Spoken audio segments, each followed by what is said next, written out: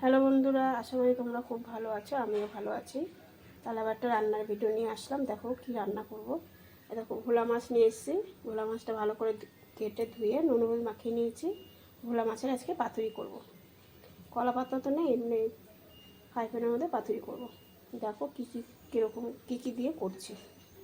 এই দেখো সব নিয়ে নিয়েছি। বেগুনটা রয়েছে, বেগুনটা ভেজে দিয়ে দেবো। বেগুনটাকে ভেজে নেব। কেটে ধুয়ে নিয়েছি।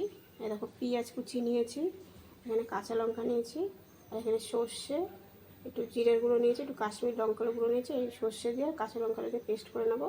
আর ওখানে সর্ষের তেল নিয়েছি, টমেটো নিয়েছি, আর ওগুলো ধনে পাতা কুচিয়ে নিয়েছি, আর নুন আর হলুদটা দিয়ে নেবো। এটা পরিমাণ মতন দিয়ে দেবো। তাহলে রান্নাটা শুরু করি। আগে মশলাটা পেস্ট করে নিই।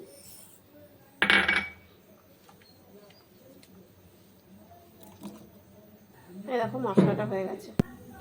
দেখো বন্ধুরা, তেল দিয়ে দিয়েছি। আগে বেগুনটা ভাজি, তারপর মাছটা মাখাতে থাকবে। বেগুনটা ভাজা সেটা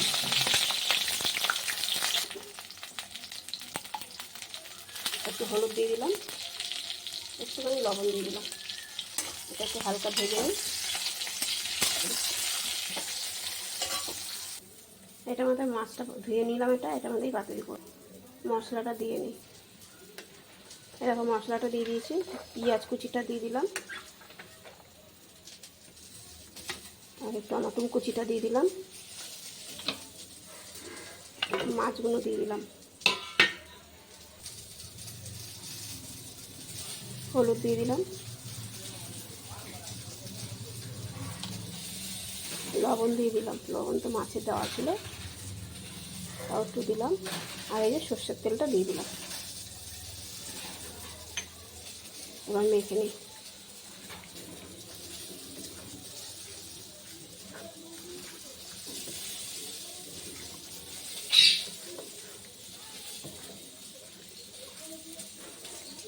বন্ধুরা ঠিকঠাক করে মেখে নিই, তারপরে আবার দেখাচ্ছি।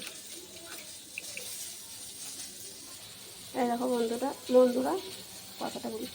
বন্ধুরা মাখানো হয়ে গেছে।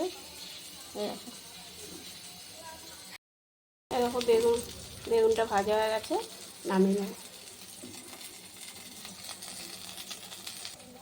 এই যে বসিয়ে দিলাম। দেখো এই দেখো বন্ধুরা, একটু ঢেকে দেবো। একটু ঢেকে দিলাম, এটা হতে থাক। এই দেখো বন্ধুরা, অনেকটাই হয়ে এসছে।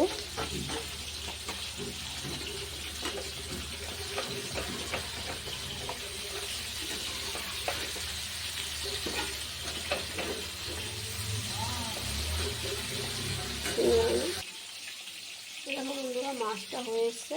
বেগুনটা দিয়ে দিলাম। বেগুনটা তো দিতে ভুলে গেছি। বেগুনটা দিয়ে দিলাম।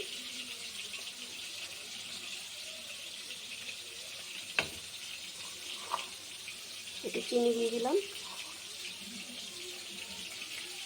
আর এই ধনে পাতা কুচিটা দিয়ে দিলাম। আর একটুখানি নাড়াচাড়া করে নামিয়ে দেবো একটু সরষের তেল দিয়ে।